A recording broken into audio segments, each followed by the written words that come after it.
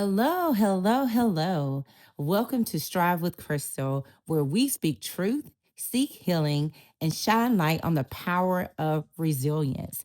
Let's break the silence around mental health together.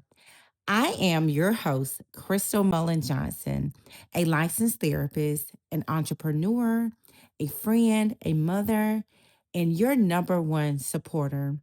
Each week, we'll have real conversations that educate, empower, and help you strive towards a healthier, stronger you. Let's have fun. Let's dive in. Let's talk mental health because you matter. And we're going to make everything crystal clear.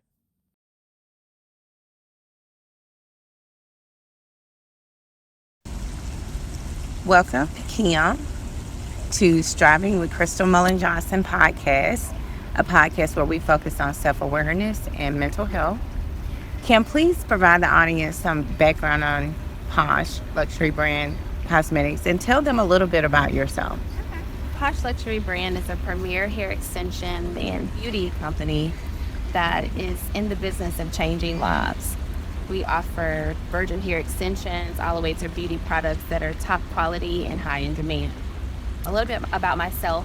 I am a single mother of a 19-year-old sophomore daughter named Taylor. She's my world. She is someone that everything that I do, no matter what decisions I make, she has been just my motivation for that. I work full time for an advertising company.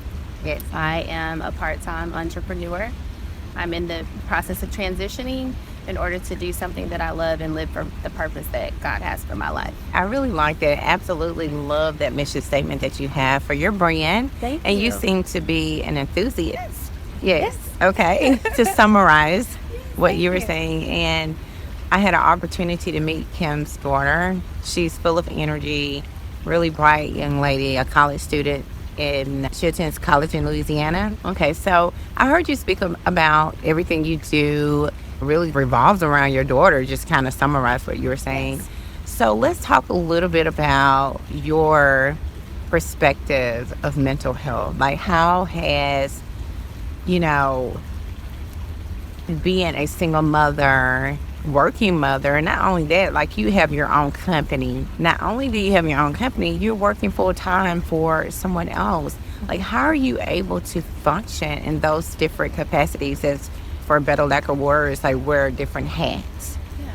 I would say really just owning where you are and realizing that you can't go on social media and compare where other people or individuals are. It's your story, it's your flight. So you have to embrace where you are. Some of the things that I do is really just set goals. I don't set goals that are too far out because what happens, you sometimes feel like you can't achieve it because maybe if you don't give yourself a deadline or something like that, you just give up. So I try to set 30 or 60 or 90-day goals and really every day find things to help me reach those goals. I think that's important. And then also having accountability partners in your life because I think you have to have somebody that is going to help motivate you when you don't want to and really just balancing each other's. I don't call them weaknesses, I call them opportunities and strengths and things like that.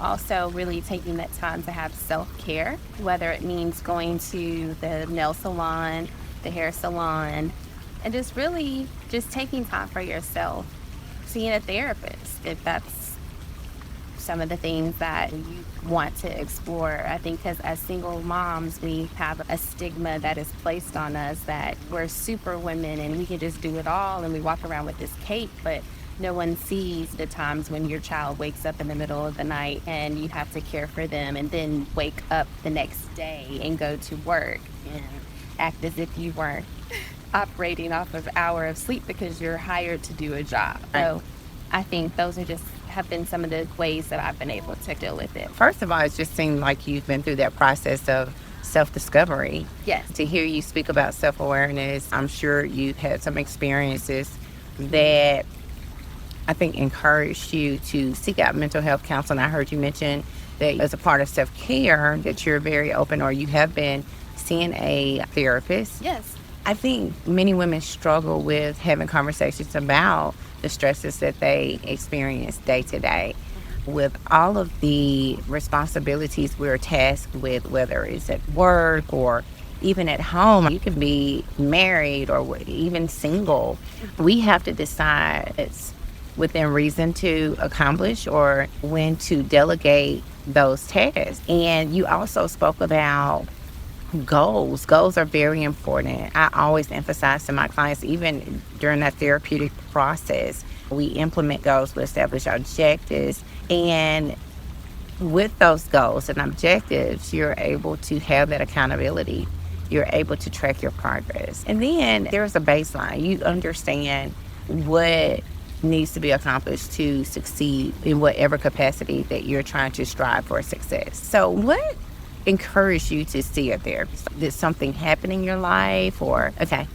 So I would have to say that I've always been the person that has poured into everyone else around me. And when my daughter went off to college, because everything that I was doing as far as all of my decisions regarding my life, my career, the school systems, it was wrapped around her. So I Yeah. wanted her to go to the best of the best. I wanted to make sure that my career was in line with making sure I was at a particular income level when it came to being able to provide the best quality life for her. And then when she went off to college, she was doing her thing at college, and then I was just sitting around. Oh goodness, what's left? What do I do? Right. I I have her at understand that. school. She's in school like I wanted her to be, and then okay, what's next? What's for me? And then I got into a little depression where I was like feeling okay, I didn't know what to do. And so I talked to my mom, I talked to my aunt, and was like, I think I'm gonna go see a therapist. Yeah. And their first response was, why? Why do you need a therapist? And my aunt even said, okay, this is what I'm gonna do. I'm gonna write you a letter.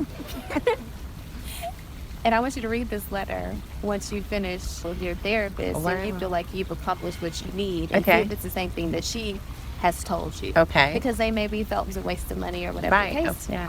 And I made the appointment, and it's been life changing. Wow. I feel like I should have seen a therapist way before now, only because I feel like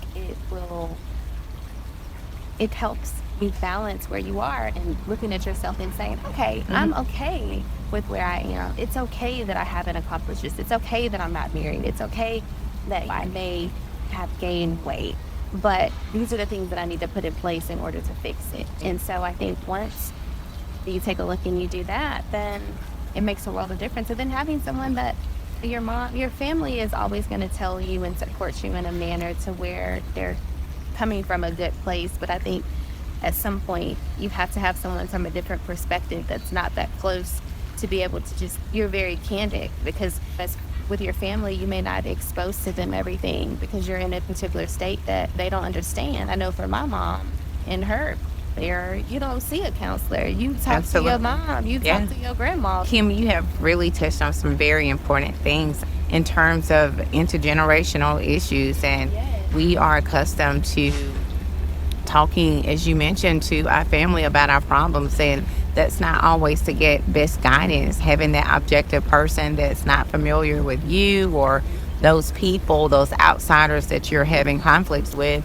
is beneficial. Yes. Therapy can be helpful in terms of learning conflict resolution skills and problem solving skills and understanding how to have emotional regulation. And some people struggle in those capacities. Growing up, I wasn't taught proper time and conflict resolution skills. We can be very impulsive, making decisions and just responding before really thinking and being cautious about our behaviors or our words, how they can be damaging. Yeah. And then also setting boundaries for the people that are around you. Absolutely. Because just because they're in a particular state where they want to be reactive doesn't mean that you have to allow them to come into your space or where you are and be reactive emotionally. And for you to recognize that you were going through that adjustment period, you had an emptiness. I mean, you were so busy with life, taking care of your daughter. Yes. And you realized when that abruptly stopped, you felt empty. There was some emptiness. Yeah. And for you to even understand